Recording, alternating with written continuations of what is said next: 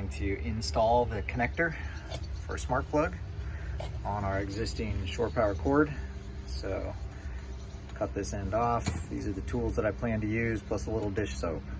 So we'll get started. We'll cut the end of the cord off and make sure we have the right end. This is the receptacle and the part that connects to the boat, not the dockside pedestal. I'm going to cut it right close here. There we have it. Instructions want you to remove the insulation for 1 3/4 inches, so I've made a mark here and I'm going to remove the insulation carefully, hopefully, without damaging anything on the inside. This is not the way to do it, but this is what I got. Get the insulation cut carefully all the way around so as not to nick the wires inside.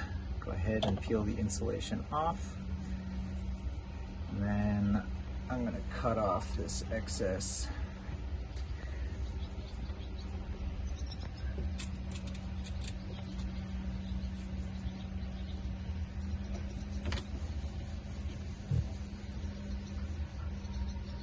there, safe.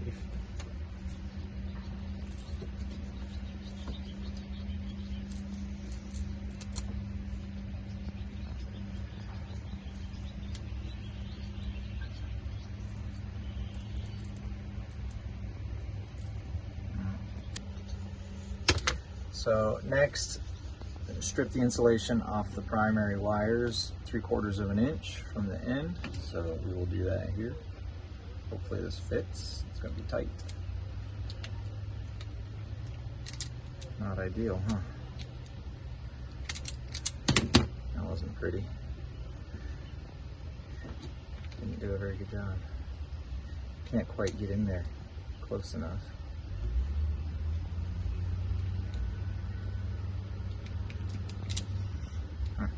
Interesting. Well, those crimpers may be, or the strippers may be a little bit maxed out for this wire. Shouldn't be though. It should only be, I think, 10 gauge wire, typically.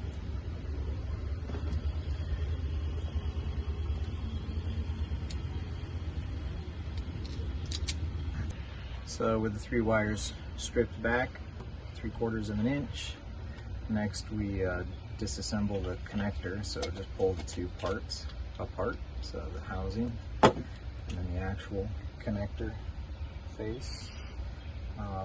This weather strip has an adhesive back. I think we'll go ahead and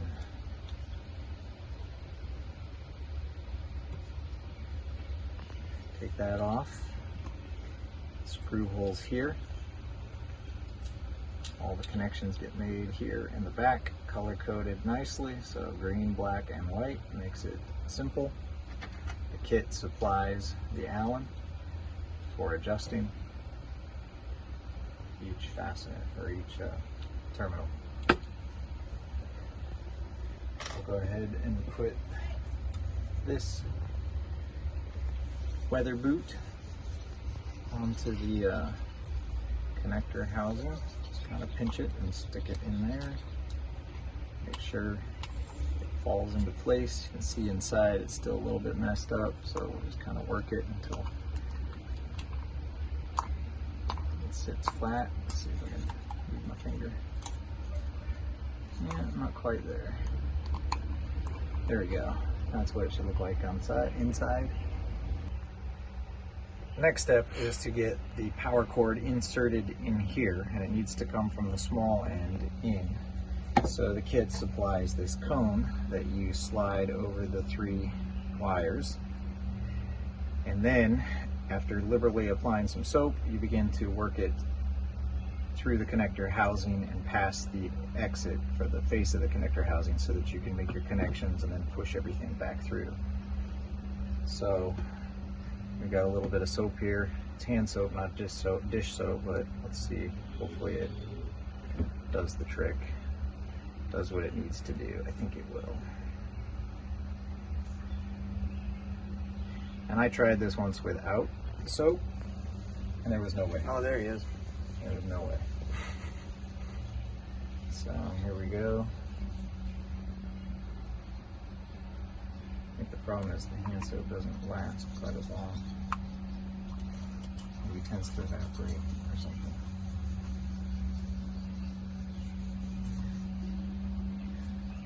So I'll put a little more on.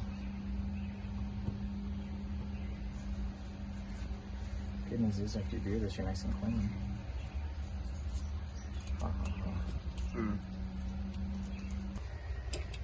So connector pushed through, or the cable pushed through the connector.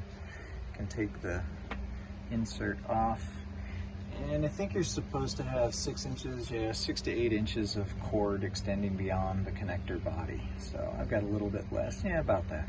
So next step is to make the connections to the actual connector. SmartPlug makes the process of identifying which wire goes where very straightforward. Each one identified with a color, black, green, and white. Allen key fasteners.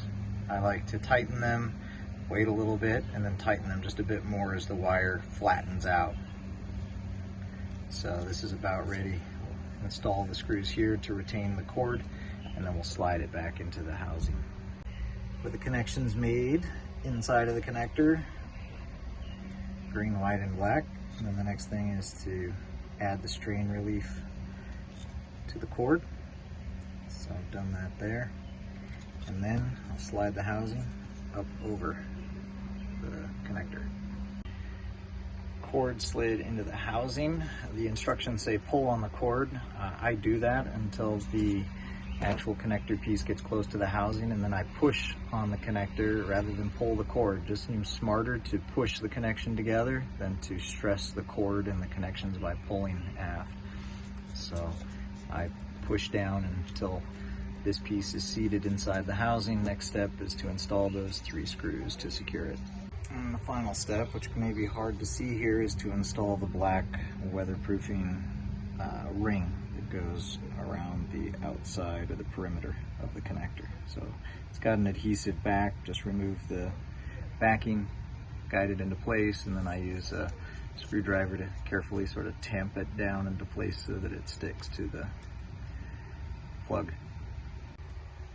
And that's it. One SmartPlug connector attached to the end of a regular shore power cord, all ready for service. And this is the SmartPlug inlet installed. Fairly easy, straightforward install. White to white, black to black, green to green. What the housing looks like. Locks positively. So, nice piece of hardware. Plug inlet and connector installed and running on shore power now.